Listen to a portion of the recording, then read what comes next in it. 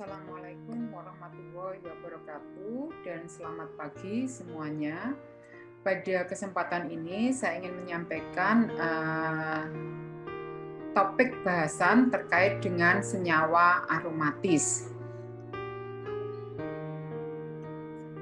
Jadi senyawa aromatis itu adalah senyawa bensena atau senyawa yang mempunyai sifat kimia seperti bensena, di mana molekul bensena ini merupakan senyawa cincin 6 dengan rumus molekul C6H6. Nah,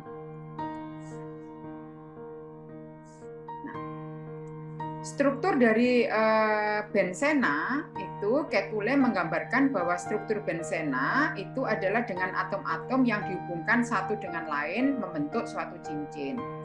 Jadi pada saat awal ditemukannya senyawa bensen ini ada 3 postulat yang diusulkan. Yang pertama itu adalah postulat dari Kekulé yang menggambarkan bahwa 6 atom C itu dihubungkan membentuk cincin 6 dengan ikatan rangkap yang berseling atau kita sebut dengan ikatan rangkap terkonjugasi. Sementara postulat yang disampaikan oleh Dewar itu merumuskan bahwa struktur bensena itu merupakan cincin 6 atom C ini bergabung membentuk cincin dengan bentuk bisiklis, yaitu ada satu cincin ini 1, 2, 3, 4, 2 cincin 4 yang bergabung. Masing-masing cincin itu mempunyai satu ikatan rangkap. Nah, kemudian postulat yang ketiga itu adalah struktur bensen digambarkan sebagai cincin 5 dengan 3 ikatan rangkap yang berseling, tetapi salah satu ikatan rangkap itu adalah terikat pada atom rantai C cabang. Ini adalah 3 postulat yang sudah disampaikan pada saat penemuan struktur bensen atau senyawa bensen. Nah, namun demikian dari ketiga postulat tersebut ternyata struktur Kekulé itu yang sesuai dengan bensen. Alasannya apa? Karena berdasarkan hasil eksperimen, bensen itu hanya akan menghasilkan satu produk saja yaitu produk monosubstitusi yaitu C6H5Y. Artinya bahwa hanya ada satu bromobensen yang akan diperoleh apabila satu atom hidrogen itu digantikan oleh bromin. Nah, setiap hidrogen pada bensena itu bersifat ekivalen. Jadi setiap atom hidrogen itu bersifat ekivalen. Artinya atom H pada satu C dengan atom H pada C yang lain itu sama. Karena apa? Karena penggantian salah satu hidrogen yang ada itu akan menghasilkan produk yang sama.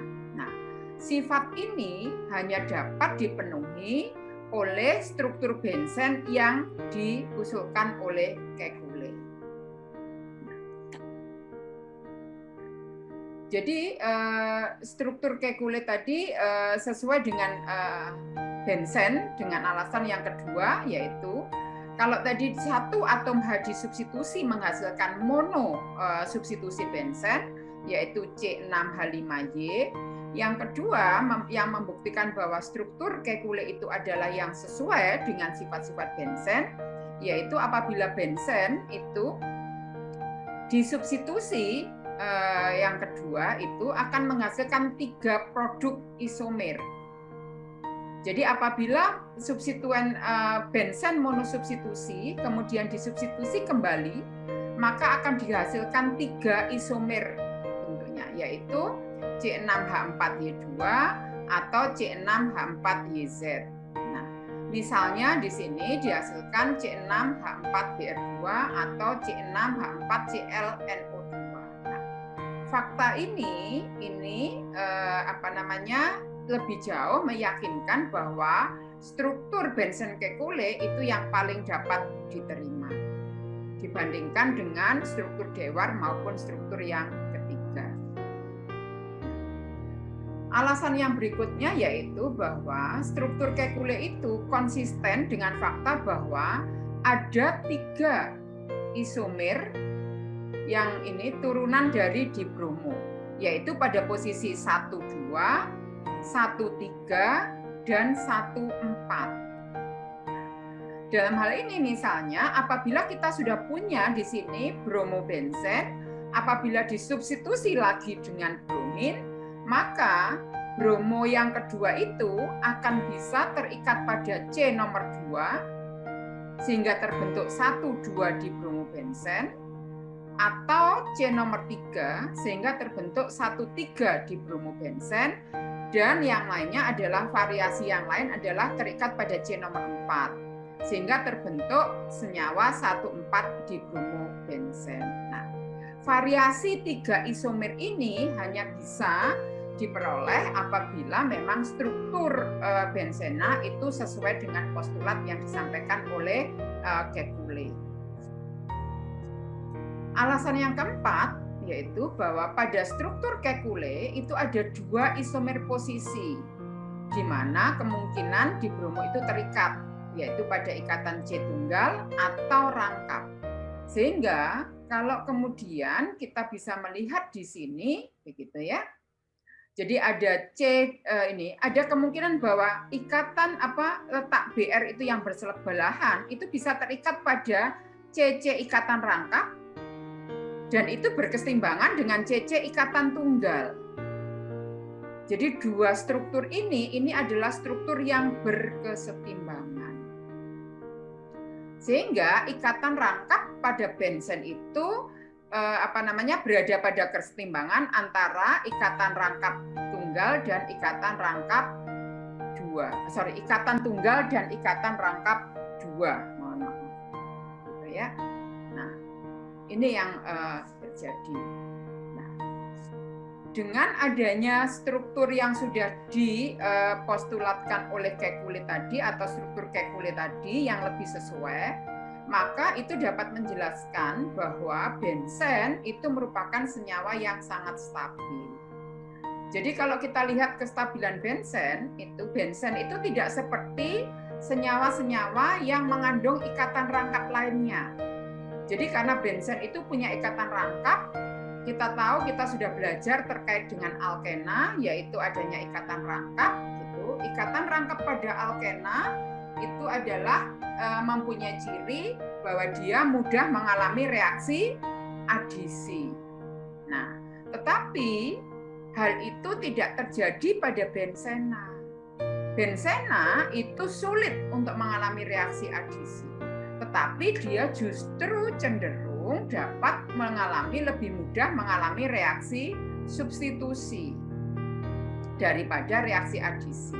Nah, hal ini dibuktikan dari beberapa eksperimen. Misalnya, benzen itu apabila kita reaksikan dengan KMNO4 itu benzen itu merupakan cairan yang tidak berwarna.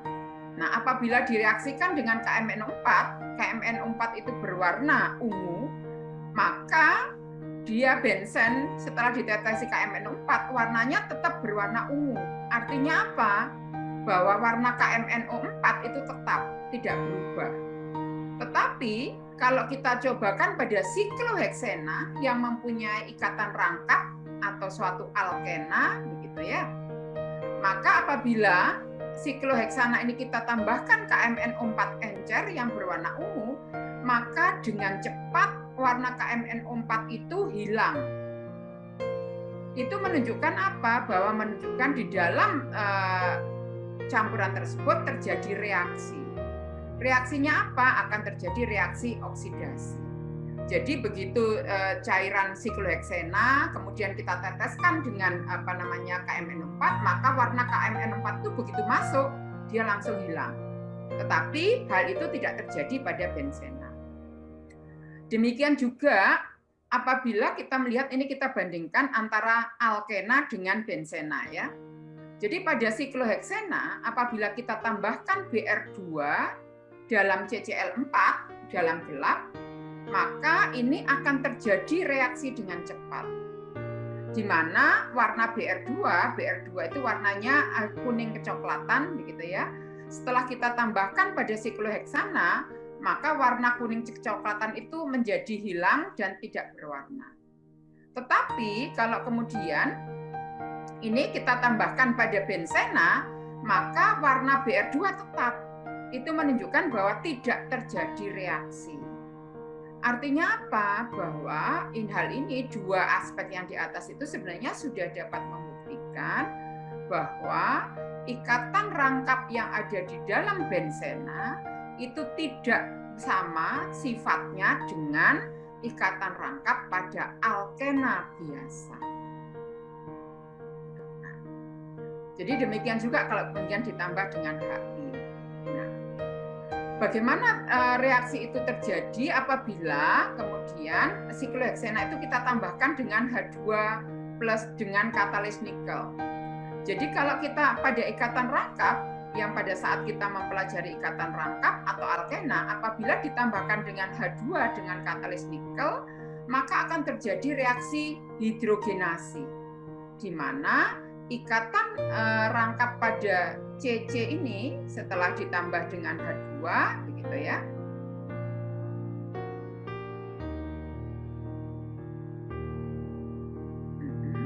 maka akan dihasilkan suatu alkana, di mana ikatan rangkap pada C itu akan putus, gitu ya, dan diadisi oleh hidrogen, sehingga akan diperoleh ikatan tunggal. Ini adalah suatu alkana.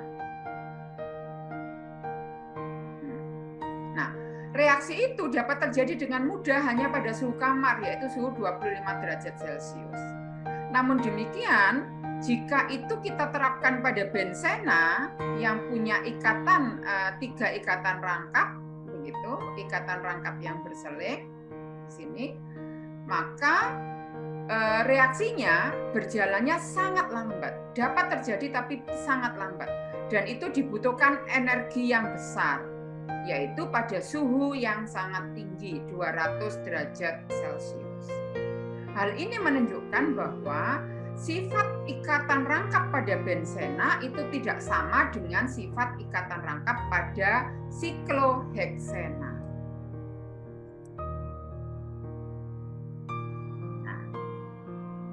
Berdasarkan eksperimen ini juga dapat dibuktikan bahwa cincin bensena itu stabil.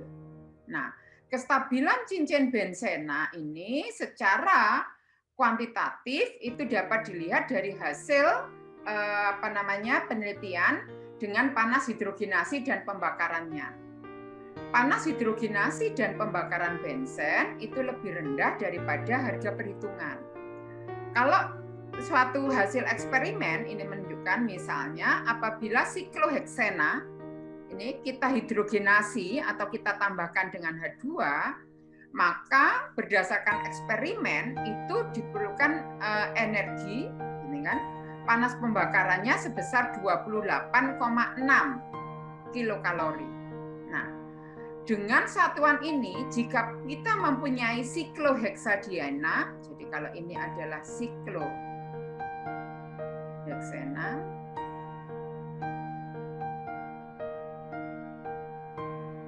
ini ya, dan ini sikloheksadiena,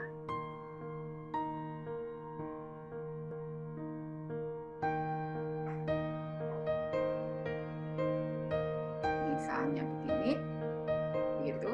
Maka kita asumsikan kalau satu ikatan rangkap ini membutuhkan kalori pembakarannya adalah 28,6 kilokalori, maka apabila ikatan rangkapnya 2, yaitu ini dan ini, itu kan 2, tentunya dibutuhkan 2 kali 28,6, yaitu sebesar, kalau hitungan itu adalah sebesar 57,2. Ternyata berdasarkan eksperimen harga itu nilai tersebut benar, tidak terlalu berbeda, yaitu diberikan eksperimen ketemu kalori atau pembakarannya, panas pembakarannya adalah 55,4, dan ini tidak berbeda jauh dengan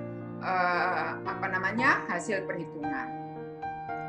Namun demikian apabila kemudian gitu ya, ikatan rangkap itu letaknya berseling dan terjadi pada inti aromatis atau inti benzen, begitu, ternyata panas pembakarannya itu tidak sama dengan ini. Jadi tidak sama dengan 3 kali 28.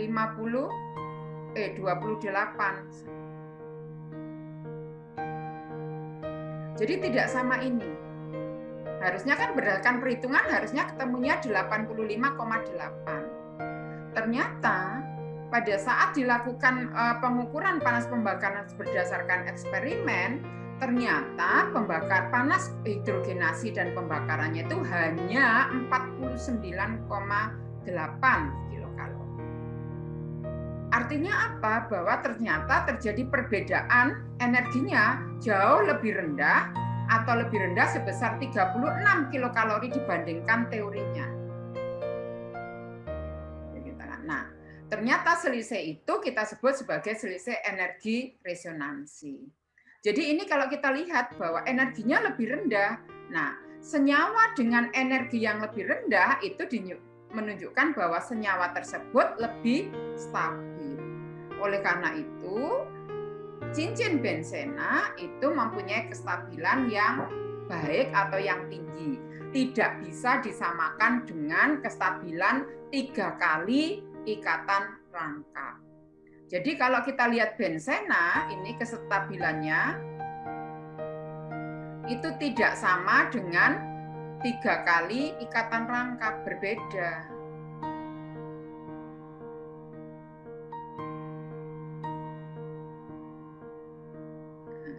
Jadi tidak sama, gitu ya. Nah, oke, nah, jadi ini adalah menggambarkan profil panas hidrogenasi dan kestabilan benzena dibandingkan dengan siklohexadiena dan dibandingkan dengan sikloheksena. Nah,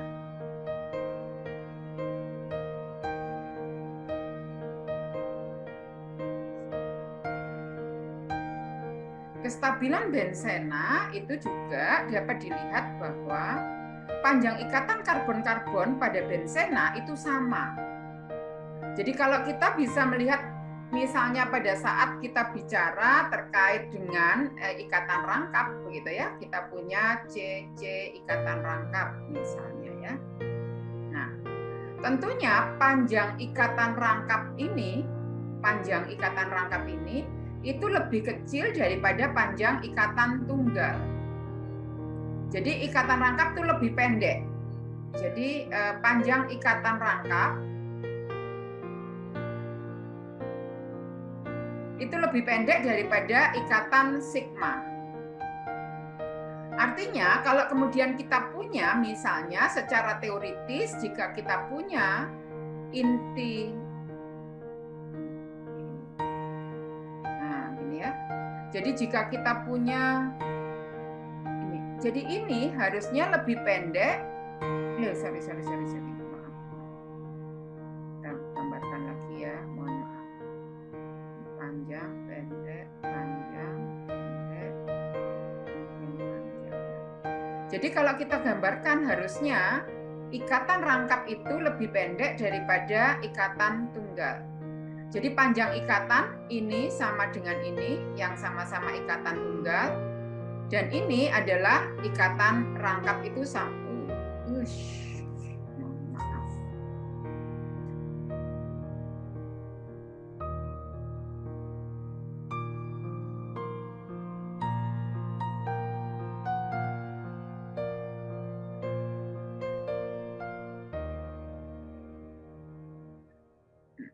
Jadi panjang ikatan yang panjang ini, ikatan tunggal itu sama panjang.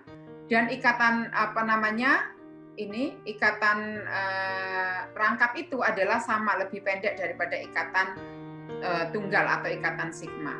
Nah, namun demikian pada benzena panjang ikatan karbon-karbonnya adalah sama dan merupakan intermediate dari ikatan tunggal dan ikatan rangkap. Nah, pada panjang ikatan rangkap kita tahu panjang ikatan rangkap itu adalah 1,34 Armstrong, sedangkan ikatan tunggal itu adalah 1,53 Armstrong. Ini adalah berdasarkan eksperimen pengukuran ikatan rangkap, panjang ikatan rangkap dengan panjang ikatan tunggal. Nah, Namun demikian, pada bensen setelah diukur, apabila ini dianggap mempunyai 3 ikatan rangkap dan 3 ikatan tunggal seperti struktur Kekule, maka di dalam bensen itu akan ada 3 ikatan pendek, yaitu 1,34, dan ada 3 ikatan panjang, yaitu yang 1,53 Armstrong. Namun secara fakta, ternyata panjang ikatan di dalam bensen itu sama, yaitu panjang ikatannya sama. Ini kan. Ternyata semua ikatan yang ada di sini ini panjangnya sama, yaitu sepanjang 1,38 Armstrong. Ini pengukuran berdasarkan difraksi sinar X kristal, difraksi kristal sinar X. Jadi bentuk inti aromatis atau inti bensen itu bentuknya adalah simetris, bukan panjang pendek, panjang, tetapi dia simetris, panjang ikatannya sama. Nah, struktur kenapa panjang ikatan pada bensena itu sama? Karena di dalam bensena itu ikatan rangkap itu terletak secara berseling. Jadi ikatan rangkap, ikatan tunggal, ikatan rangkap, ikatan tunggal, dan ikatan rangkap. Nah, ikatan rangkap yang berseling dengan ikatan tunggal ini dapat mengalami resonansi. Jadi dia dapat mengalami resonansi sehingga membentuk hibrida bensen. Nah, kalau kemudian kita lihat di sini, maka ikatan rangkap ini akan mengalami resonansi, dia delokalisasi elektron sehingga berjalan seperti ini dan dihasilkan produk ini.